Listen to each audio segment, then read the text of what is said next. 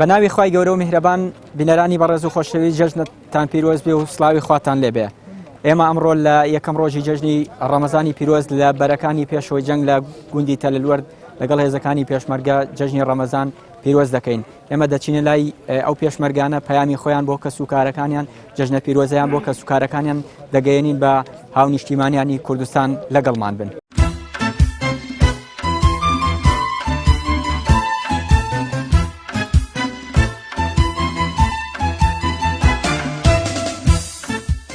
کاکە جەژنت پیرۆز بێ و سڵاوت لێبێ. پەیامی تۆ لە بەرەکانی جەنگ بۆ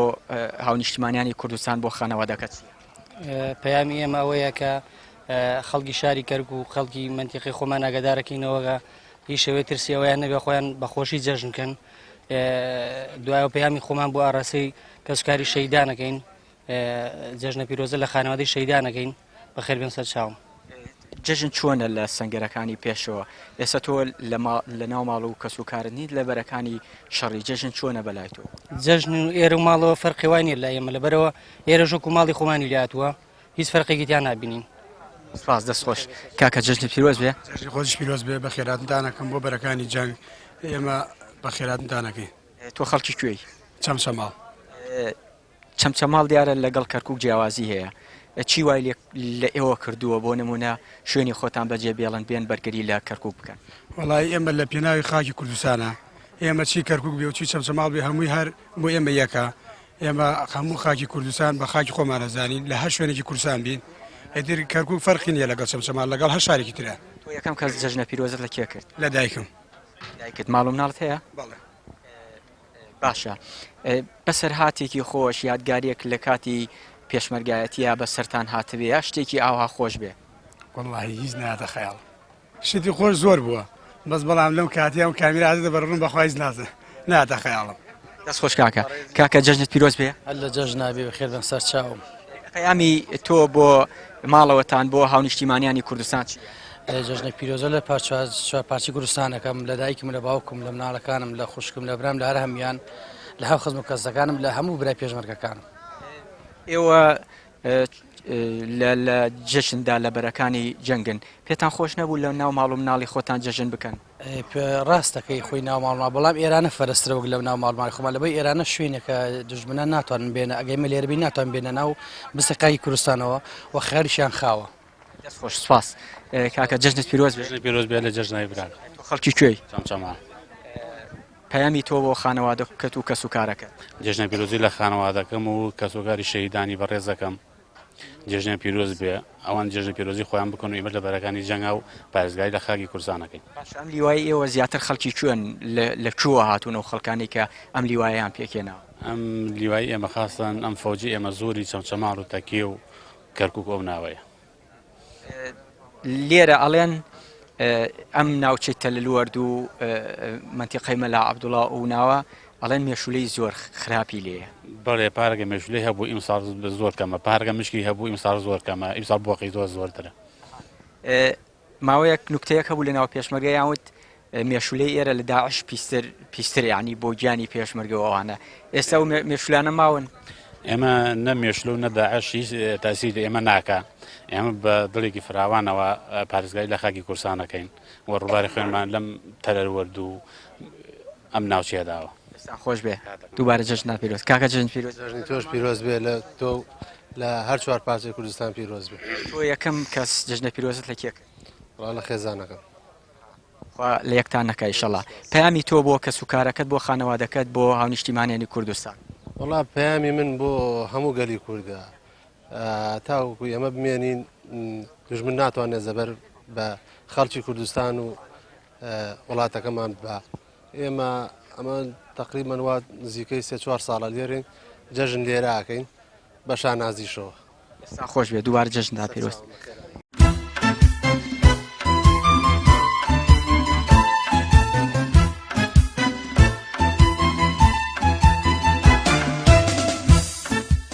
سڵاوت لێبێ و جەژنت پیرۆز. جەژنی خۆشتان پیرۆزیەوە لە جەژنا بن. ئێمە وەکو پێشمەرگەکانی فەوجیەکی لیوایەکی پاراستنی سلێمانی کە ئەم جێژنە یەکەم ڕۆژ جێژنە بەرەکانی جەنگین. تەمان ئێمە بۆی لە بەرەکانی جەنگان بۆی کە خاکی کوردستان ئارام بێت، کەرکووک ئارام بێت. پەیامت چییە بۆ خانەوادەکەت و تۆ لە کاتێکدا ئێستا لە بەرەکانی جەنگی پێت خۆش بووە لەناو کەس و کارەکە جژن بکەیت پەیامی تۆ چییە بۆ ئەوان بەڵێ پێم خۆش بە ناو ماڵ و مناڵی خۆمە جێژەکەم بەڵام ئێرە فەرستێ ناو ماڵ و مناڵەکەی خۆم زۆر سپاس لە سەردەمی پێشمەرگایەتی ئەگەر بەبیرت بێ نوکتەیە قسەیە خۆش تێکتان لە پێشمەرگایەتیە شتی زۆر خۆش ڕوو ئەدا لە کاتی شەواندا لە دانیشتندایە لە کاتێکا کە لە ناو سەنگەرایی وەڵای شتی زۆر هەیە بەزتا لەم کاتەیە ناوتنێ دووبارە جژنی پیرۆز کاکە سڵاوت لێبێ زۆر سپاس بە ڕێزی جژنە پیرۆز بێ قوربانم جژنە تو پیرۆز بێ سپاس تۆش خەڵکی چەمچەماڵی بەڵێ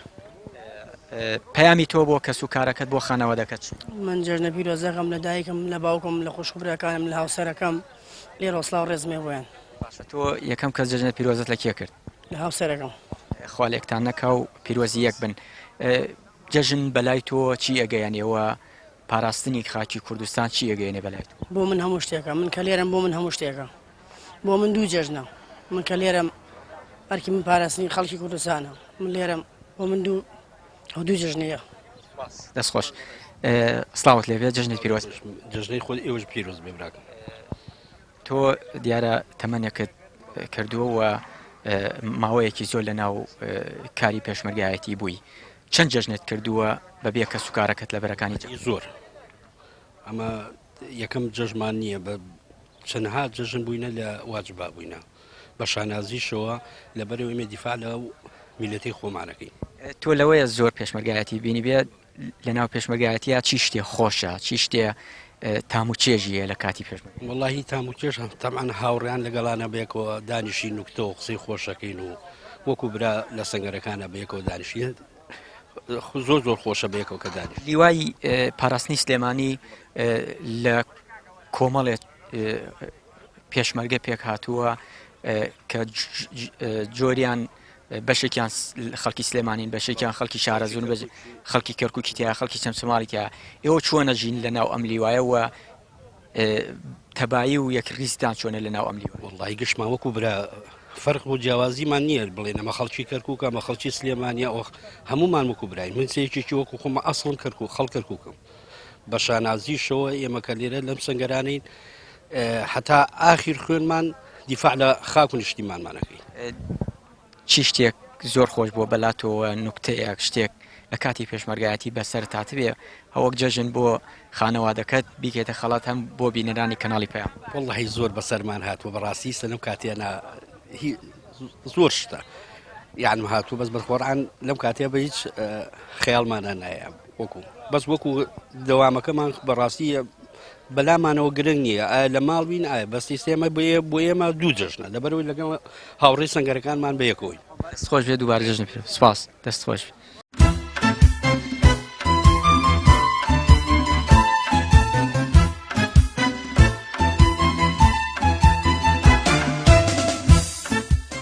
بەڕێزان دیارە ئێمە وەکو باسم کرد لە پێشەکەکە لە گوندی تەلەلوەرد لە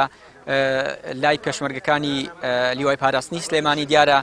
لیوایی سلێمانی لە سەرجەم ناوچەکانی کوردستان پێکهاتوو و وەکو خۆیان دەڵێن لیوایەکی پتەوە لە بەرەکانی جەنگ لە تەلەلوەرد لە خەڵکی کەرکووک خەڵکی چەمچەماڵ و ناوشوان و خەڵکی شارەزور و سلێمانی و هەموو ناوچانە پێکهاتووە لە سنگەرەکاندا ئەمڕۆ یەکەم ڕۆژی جەژنی ڕەمەزانیان تێپەڕاندووە من ئەمەوێ هەندێ پەیامی ئەو پێشمەرگانە بگەێنم بە ئێوە کە ئەمڕۆ لە بەرەکانی جەنگ لە گوندی تەلەلوەرد جژنیان کردووە کاکە سڵاوت لێبێ سڵاو لە خۆتان پێشەشی بە خێراتنی کەناڵەکەتانەکەم بۆ سەنگەری بەرگری و دیفاع لە خاکی کوردستان ئێمە وەک پێشمەرگەکانی لیوای یەکی پاراستنی سلێمانی ئەمڕۆ جێژنە لە سەنگەرەکانی پێشەوەی هێزی کوردستانەکەین دەستخۆشی لە هەموو برا پێشمەرگەکانمانەکەین سڵاو ڕێزمان بۆ کەسوکاری شەیدانمان هەیە ئێمە لێرە دیفاعەکەین لە خاکی پیرۆزی کوردستان و بەخێرهاتن سەر چاومان پەیامی ئێوە چییە بۆ هاونیشتیمانیانی کوردستان لە کاتێکدا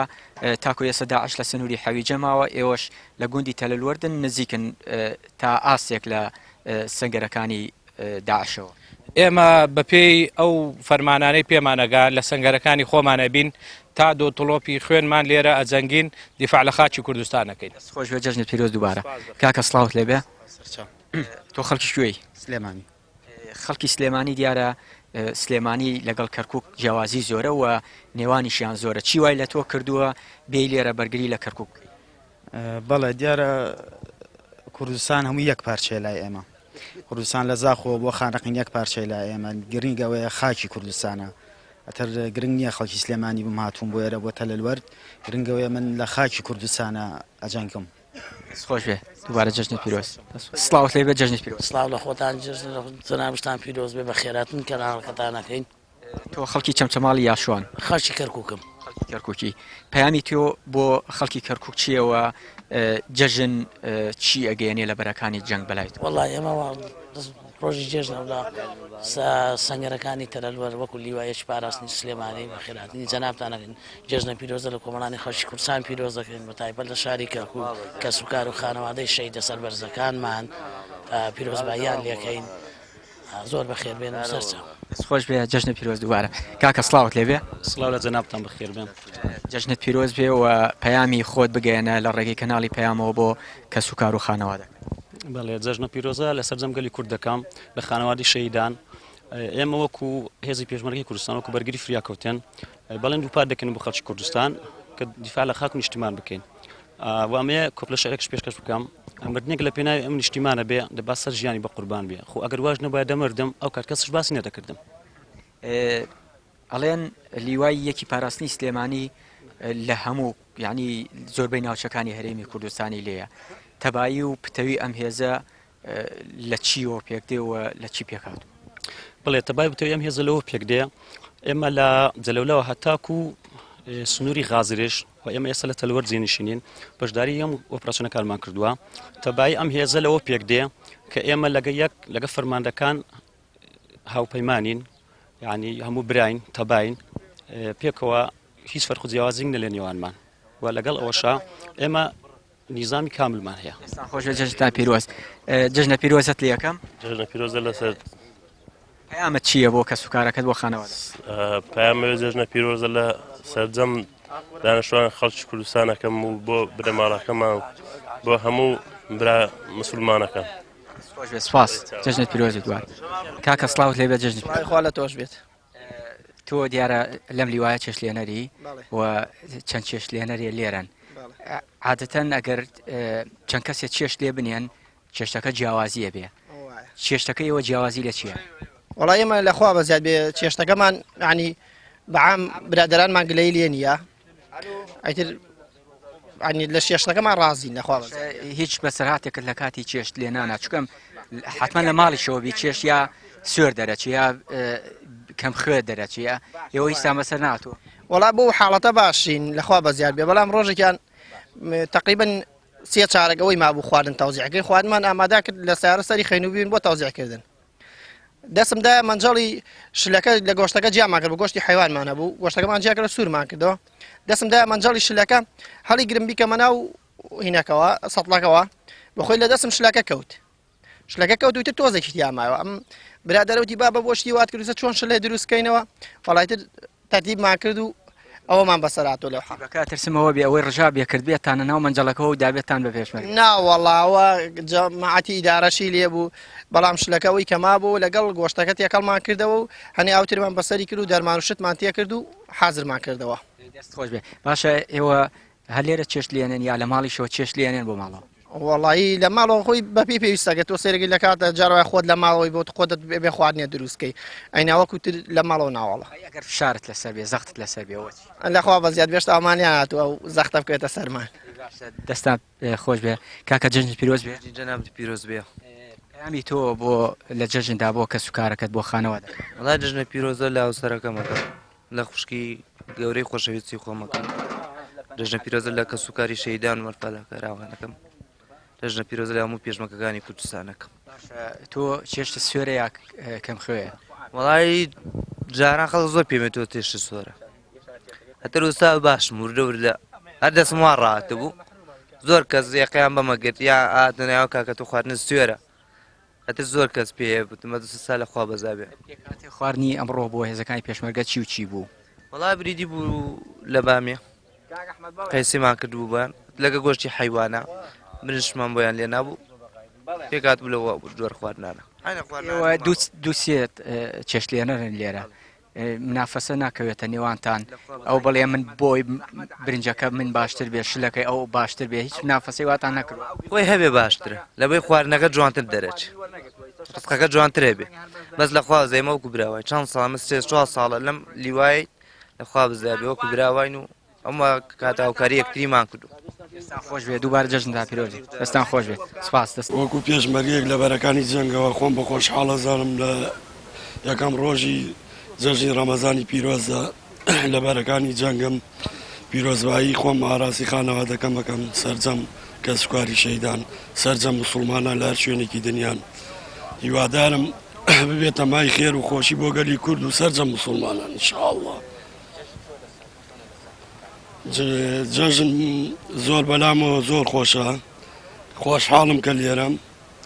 لە سەنگەری بەرگریان ئێمە وەکو فەوجی یەکی لیوایەکی پاراستی سلێمانی بەرگری فراکەوتن 2 ڕۆژ پێشەوەی جەژنی ڕەمەزان بێت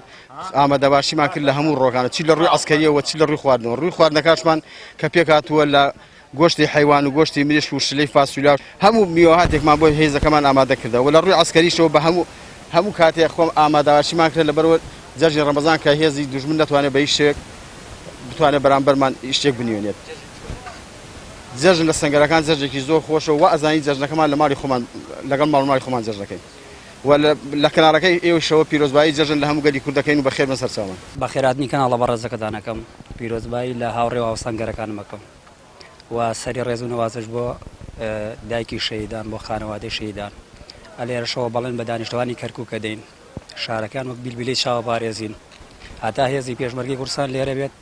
شەمشەمە کۆرەکان بە هیچ شێوێک ناتوانن سنووری هێزی پێشمەرگە ببەزیان زۆر سوپاس جەژن ئێمە ئێستا لە خزمەتی وڵاتەکەی خۆمانین لەم جەژنی ڕەمەزانی پیرۆزە ماڵ و مناڵی خۆمان بەجێڵا و هاتووی خزمەتی نیشتیمانەکەمان جەژنی هەموو لایەک پیرۆز بێ پەیامانەوەیە کە ئەمڕۆ ئێمە لە سەنگەرەکانی بەرگریەوە جەژن لەگەڵ پێشمەرگە قارەمانەکانەکەین هەر چۆن هەمیشە لە ڕۆژانی ناخۆش و سەختە هەموو ژیانمان پێکەوە بووە پەیامانەوەیە بۆ خەڵکی کوردستان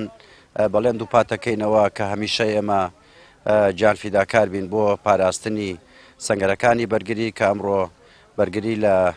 ژیان و گوزەرانی هەرێمی کوردستانەکرێ بەگشتی و شاری کەرکووک بە تایبەتی و هەر لێرەوە پەیامیان بۆ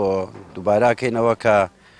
درێژە پێدەری ڕێبازی شەیدە قارەمانەکان بین و بەردەوام بین لە وەدونانی چەتەکانی داعش و کۆتایی پێێنانیان بەڕێزانەوەی گوێبیستی بوون پەیامی جەژنە پیرۆزەی هێزەکانی پێشمەرگە بوو لە گوندی تەلەلوەرت لە سەنگەرەکانی بەرگری دیارە و پێشمەرگانە لە پەیامیان بۆ هاونیشتیمانیانی کوردستان لە ڕێگەی کەناڵی ئاسمانی پەیامەوە بەڵێنیاندا لە ژێر خاڵی لە ژێر ئاڵایی کوردستاندا بەرگری لە هاونیشتیمانیانی کەرکووک و لە سەرجەم دانیشتوانی ناوچەکە بکەن و ئێمە شوکو ستافی کەناڵی ئاسمانی پەیام لە کەرکووک بەڵێن دووپات دەکەینەوە لە خزمەتی پێشمەرگە بین و پەیامی پێشمەرگە بۆ ئێوە بۆ هاونیشتیمانیانی کوردستان بگوازینەوە تا بەرنامەیەکی تایبەتی تر لەسەر جەژن بەخواتان دەسپێرین خواتان لەگەڵ